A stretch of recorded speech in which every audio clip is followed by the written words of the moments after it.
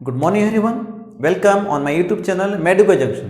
My dear friends, we are learning systemic route of drug administration in pharmacology. In my last lecture, we learned intravenous route of drug administration. Today we are learning next parenteral route of drug administration, that is intradermal injection. Intradermal injection is abbreviated as ID, means intradermal.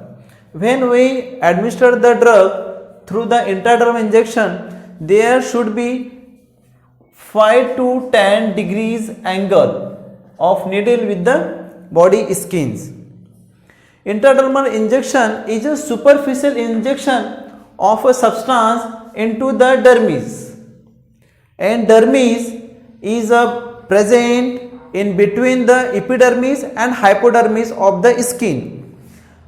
Intradermal injection में अपन superficial injection करते हैं medicine को, okay, into the dermis, means dermis के अंदर. Dermis जो है हमारी skin की इंटरमीडिएट लेयर है which is present in between the epidermis and hypodermis. Hypodermis और एपिडर्मिस के बीच में प्रेजेंट होती है डर्मिस.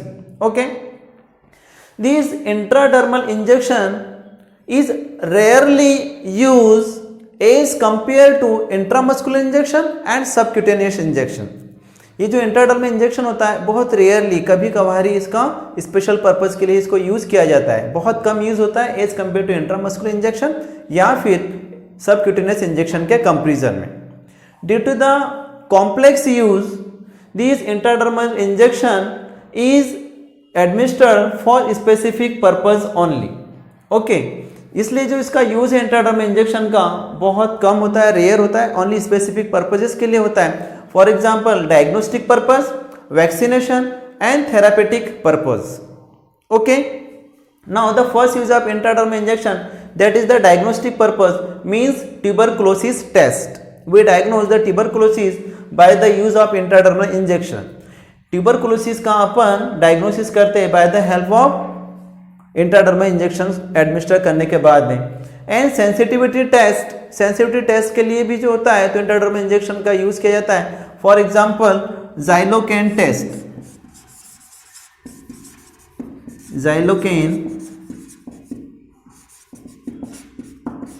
जाइलोकेन की सेंसिटिविटी जो होता है तो अपन इंट्राडर्मल इंजेक्शन के थ्रू ही इसकी सेंसिटिविटी टेस्ट करते हैं.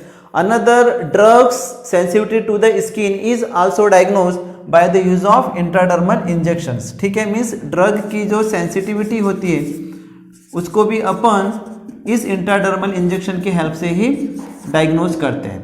Okay, then another specific purpose of this intradermal injection is vaccination. Vaccination is the most important use of intradermal injection. Intradermal injection के थ्रू ही अपन क्या करते हैं, इंजेक्शन वैक्सीनेशन करते हैं. For example BCG vaccination. BCG vaccination भी जो कर देते हैं अपन तो वो इंट्राडर्मल इंजेक्शन की हेल्प से ही देते हैं. Okay, after that the next use of this intradermal injection is therapeutic purpose. In case of therapeutic purpose we administer the local anaesthesia. Okay, local anaesthesia अपन यूज करते हैं for the therapeutic purpose prior to invasive administration. जब भी हमें invasive drug administration करना होता है तो उसकी पहले अपन क्या करते हैं कि वहाँ पर लोकल एनेस्थीसिया एडमिनिस्टर कर देते हैं, जिसके कारण से क्या होगा कि वहाँ पर ना पेन होगा, पेन फील नहीं होगा पेशेंट को, क्योंकि वहाँ पर अपन क्या करते हैं लोकल एनेस्थेटिक वहाँ पर एडमिनिस्टर करते हैं. Invasive administration means is the administration drug का जिसके कारण से ड्रग एडमिनिस्टर करने के कारण पेशेंट को वहाँ पर पेन होता है. ठीक है, लोकल इंजरी होती है, मीन्स सेल डैमेज होती है, सेल नेक्रोसिस भी होती है, जिससे पेशेंट को पेन बहुत ज़्यादा होता है. तो ऐसे इन्वेसिव एडमिनिस्ट्रेशन से पहले अपन क्या करते हैं वहाँ पर local anaesthetics means like the lidocaine वहाँ पर अपन एडमिनिस्टर कर देते हैं. Okay, these were the three specific use of intradermal injection like the diagnostic purpose, vaccination and therapeutic purpose. Now we are learning the administration, how the drug is administered into the body through the intradermal injection. इस intradermal injection को administer करने के लिए वहाँ पर एक procedure use की जाती है जिसको अपन बोलते हैं Mantoux procedures. Okay, this is the important point for the competitive exams. Students को मैं सोचता हूँ कि इस मैनटॉक्स प्रोसीजर का जो पॉइंट है इसको याद रखना चाहिए. कि ये इंट्राडर्मल एडमिनिस्ट्रेशन में इसको यूज़ किया जाता है। When we administer the drug through the Mantoux procedure, drug is administered with the 5 to 10 degrees angle, 5 से 10 डिग्री के एंगल से अपन ड्रग को एडमिनिस्टर करते हैं by raising the bleb. Okay, bleb raise करके अपन ड्रग को एडमिनिस्टर करते हैं for specially for like the sensitivity test और BCG vaccination. After that the injection sites, कहाँ कहाँ पर अपन इंट्राडर्मल इंजेक्शन को एडमिनिस्टर कर सकते हैं। These are the basic three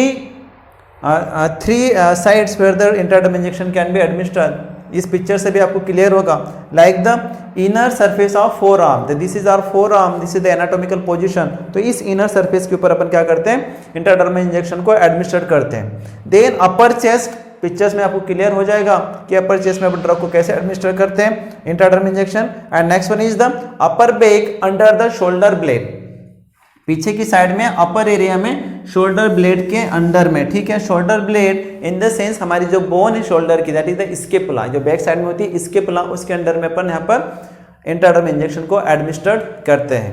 तो माय डियर फ्रेंड्स, ये था अपना intradermal injection which is the parenteral route of drug administration. I would like to request to all of you, please like, share and subscribe to my channel.